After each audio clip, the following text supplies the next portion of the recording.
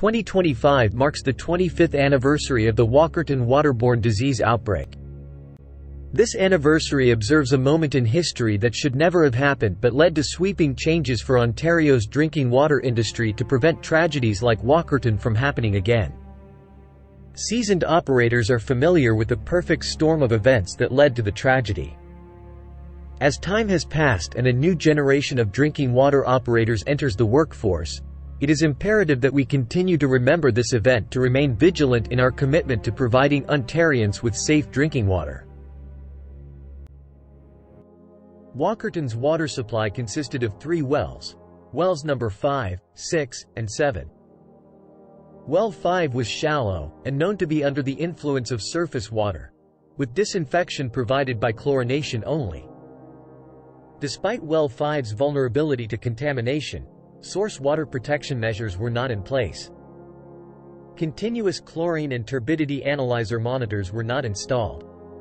A supervisory control and data acquisition or SCADA system was available but did not track continuous chlorine or turbidity analyzer readings. Shortly before May 2000, approximately 70 tons of manure was spread over farm fields near well 5. The manure contained both E. coli 0157H7 and Campylobacter jejuni. Walkerton experienced unusually heavy rainfall during the second weekend of May, resulting in extensive flooding and posing threats to the water supply. Runoff from an unusually heavy rainfall swept the bacteria in the manure from the fields down toward the soil and fractured bedrock around well 5 and eventually into the source water that became heavily contaminated by bacteria from the cattle manure. Over the following days, operators fabricated daily checks of the water system.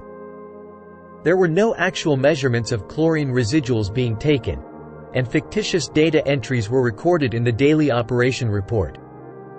This failure of the monitoring process meant that the operators were unaware that the water was contaminated and that the dose of chlorine applied in the system was insufficient to combat the bacterial contamination in the water. The first public indications of widespread illnesses began 6 days after initial contamination. Suspected food poisoning led doctors to advise patients to drink plenty of water, as it was not yet implicated as the cause. The lab spoke to the general manager to advise that water samples failed. On 3 occasions, he assured the health unit that the water test results were okay. 8 days after contamination, a Public Utility Commission employee anonymously telephoned the emergency call center and reported the positive E. coli samples. As a result of that information, focus shifted to the water supply as the cause of the outbreak. The following day, a boil water order was issued. Regulatory agencies initiated an independent set of distribution system bacterial samples. 10 days after contamination, an investigation uncovers additional evidence implicating water supply operations as the cause of the outbreak. The public health consequences were very significant, with over 2,300 cases of gastrointestinal illness reported, or approximately half the population of Walkerton. This led to 65 people being hospitalized. There were 27 cases of hemolytic uremic syndrome, with a median age of only 4 years. It's a life-threatening kidney condition that can have lasting effects and may require a kidney transplant. The most heartbreaking part of the tragedy was it caused 7 deaths, of 6 adults and 1 child. The Premier of Ontario set up an independent commission of inquiry that was tasked with determining responsibility. Justice Dennis O'Connor was appointed to lead the inquiry, which lasted 9 months and included testimony from 114 witnesses, including 2 former ministers of the environment. The goal of the inquiry was to determine the cause of the tragedy and make recommendations to prevent such tragedies from happening again in the future. The inquiry looked into the causes of the outbreak and exposed some of the following. Well 5 was commissioned in 1978 and was found to be contaminated during the initial and subsequent testing. The Ministry of the Environment, now known as the Ministry of Environment, Conservation and Parks, informed the town that they were to decommission well 5 and construct a new well, but there was no follow-through by either the town or ministry. Further investigation showed that water levels in nearby surface ponds dropped when well 5 was operating. Well 5 was known to be under the influence of surface water, but it was utilized to obtain soft water at a low cost. It was determined through DNA analysis of bacteria from human victims that it matched with manure samples from the active farm located beside Well 5. Despite problems or concerns, there were no ministry inspections in the 1980s. The inquiry discovered that chlorine disinfection was not being applied properly, along with the failure and deception of the PUC to notify public health that water was contaminated. Findings from the Walkerton inquiry found failure at all levels.